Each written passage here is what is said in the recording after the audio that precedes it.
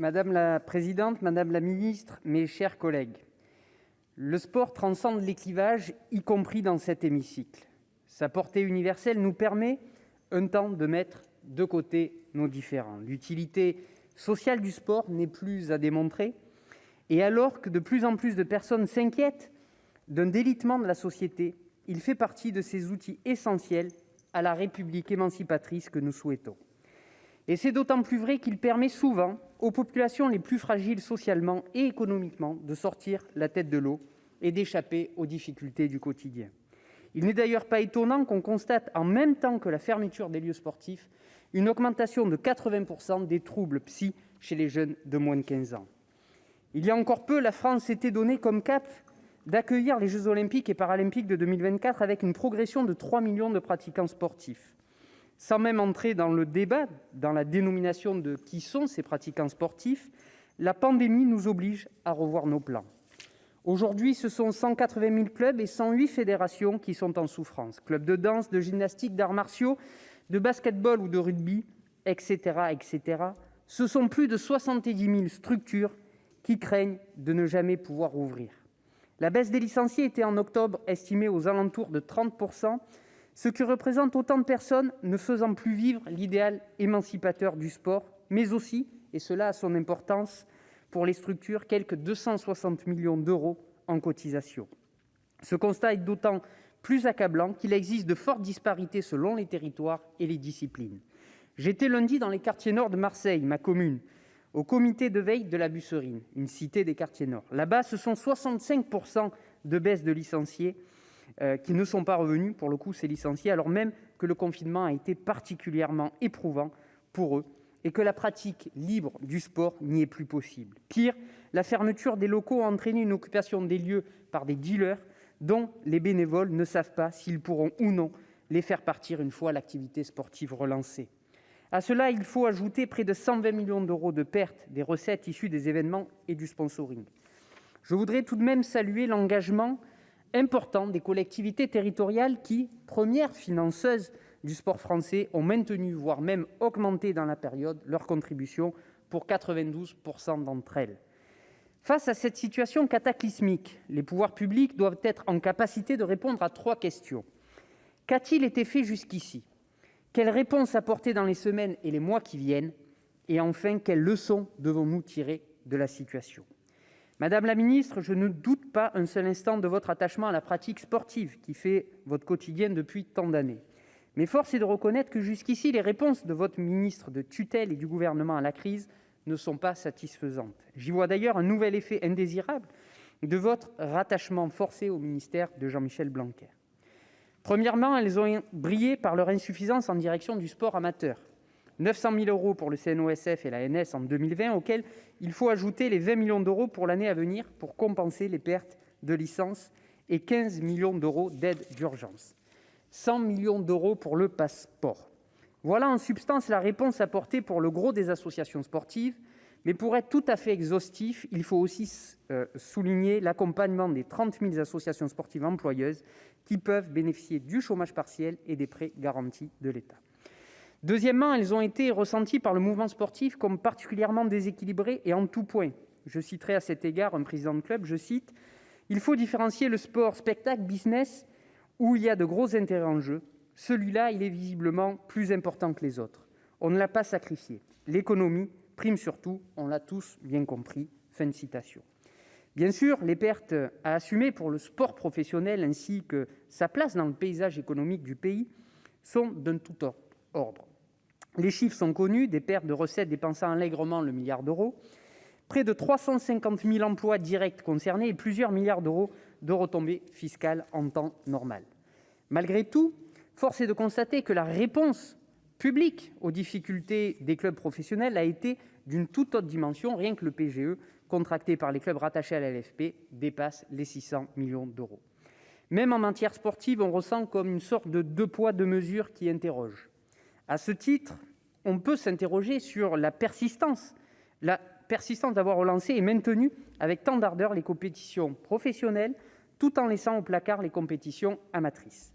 Je me permets d'évoquer 2 cas qui, à mon sens, illustrent ce paradoxe. Martigues, commune des Bouches-du-Rhône, à 35 kilomètres de Marseille et 150 kilomètres de la ville de Sète. Malgré cette proximité et les échanges entre les trois villes, un seul des trois clubs est interdit de compétition, et ce, malgré des protocoles sanitaires appliqués partout. C'est d'autant plus incompréhensible qu'on sait très bien que certains clubs de division nationale 2, sont au moins aussi structurés que certains clubs professionnels. C'est le cas notamment à Martigues. Une nouvelle fois, on a le double de contrats professionnels qu'une majorité d'équipes de National 1, la division au-dessus. De cet exemple ressort le sentiment qu'il y a en effet deux politiques sanitaires sportives et deux reprises en compte des risques, selon qu'on soit sous régime de contrat professionnel ou régime de contrat fédéral.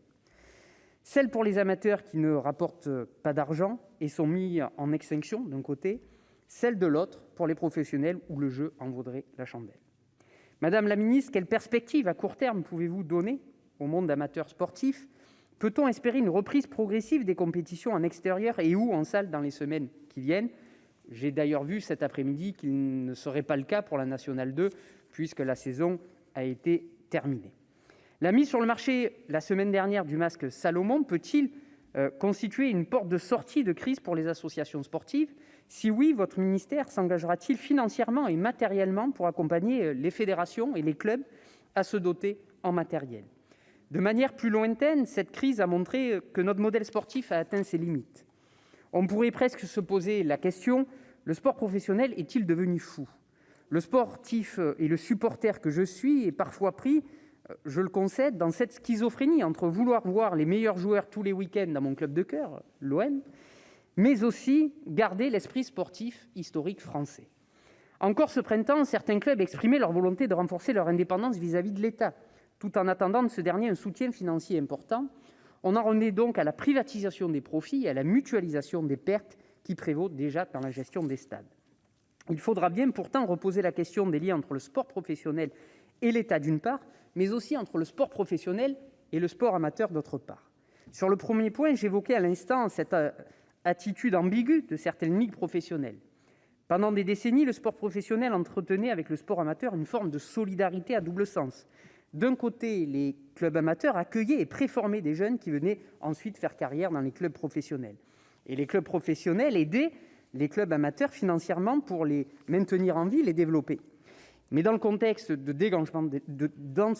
désengagement de l'État, est-ce toujours pleinement le cas aujourd'hui ? Cette solidarité existe-t-elle toujours ? Le scandale de Mediapro, s'il met grandement en difficulté le football professionnel, a une conséquence qu'on évoque trop peu souvent. Il prive toutes les disciplines sportives amatrices d'une manne essentielle à leur survie. Depuis plusieurs années, des économistes pointent le risque d'implosion de la bulle des droits télévisés et de la bulle des transferts, mais aussi les risques de l'endettement des clubs et appellent à revoir le modèle sportif professionnel.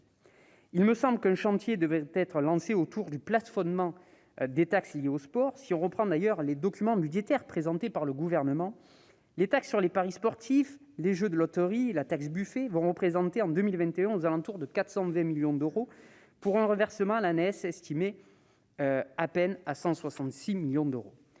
L'Assemblée nationale a discuté la semaine dernière d'une proposition de loi relative à la démocratisation du sport. Votre prédécesseur, Laura Flessel, nous parlait déjà de ce texte en 2017 et il est donc heureux qu'il arrive enfin. Toutefois, je me joins à la colère de ma collègue Marie-George Buffet.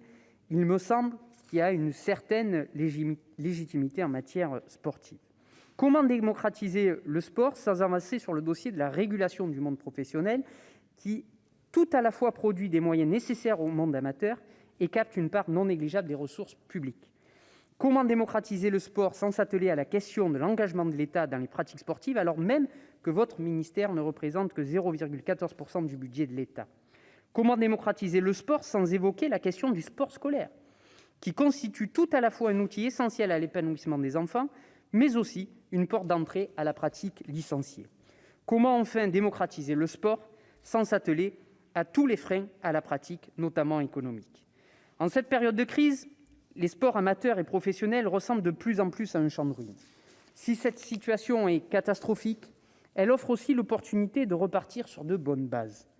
Ce débat, qui préfigure quelque part la discussion sénatoriale sur la proposition de loi de Céline Calvez, doit être l'occasion de vous proposer des solutions pour un avenir sportif populaire et accessible à toutes et à tous.